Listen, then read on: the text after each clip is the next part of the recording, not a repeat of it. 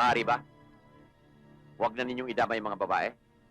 Ako lang naman ang kailangan nyo, hindi ba? Oo. Pero kung ako masusunod, dito pa lang tututasin ko na kayo.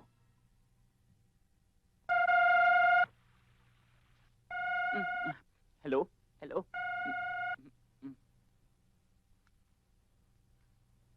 Hello? Hello, sir. Si Greco to. Nasa kamay na namin si Arthur at ang dalawang babae. Anong gagawin namin? Yung anak ni Eric. Sir, hindi namin nakuha. Yung pang-importante pinabayaan nyo? Nasaan kayo? Nandito sa dating safe house, sir.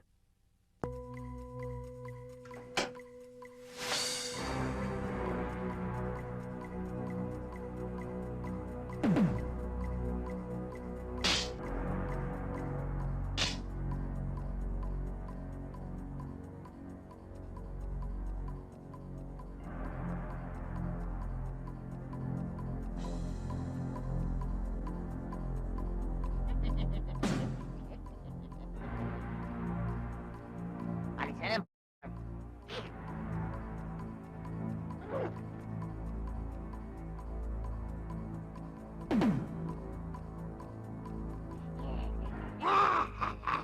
Saan naroon si Jerry?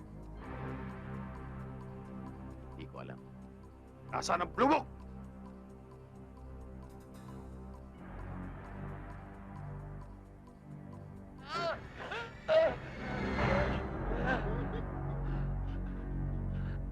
Nasaan?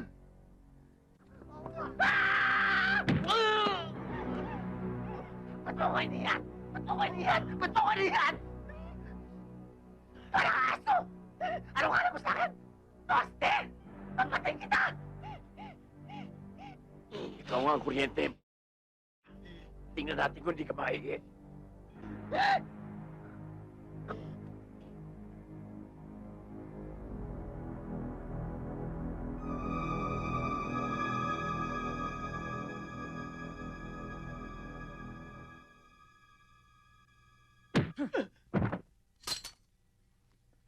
Jerry!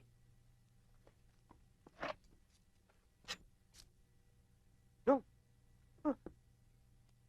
ano nangyari sa inyo? Kinuryente ang bambolyas ko. Tingnan mo nga. Naku, Sunog ba? oo. Parang inihaw na kamote. Oh, kalagan mo na ako. O, yung kamay, yung kamay.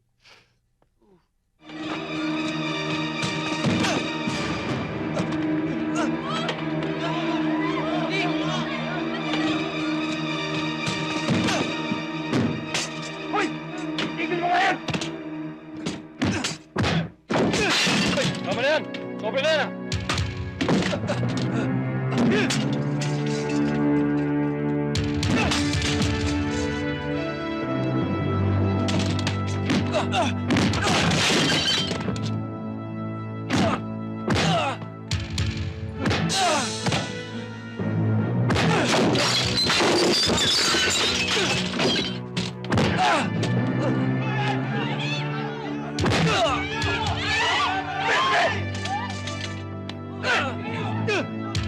Mga NBA kami!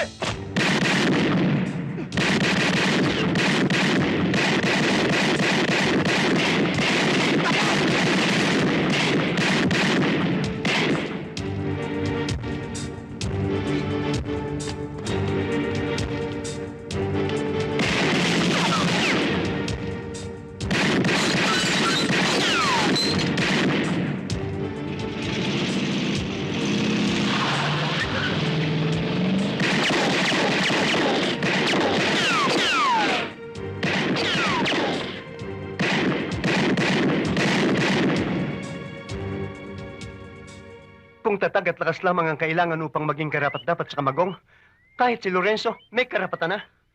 Pero hindi sapat ng tigas ng laman at lakas ng tuhod lamang, hindi. Ayokong isipin ang maaaring mangyari sa'yo sa kamay ni Lorenzo. Huwag ka na mag-isip. Di ako duwag. Lalaki ako.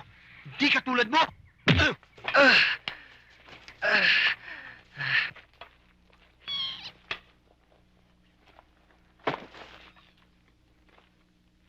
Kapag nagiging palalo na ang batang paslit, kung minsa'y hinahataw sa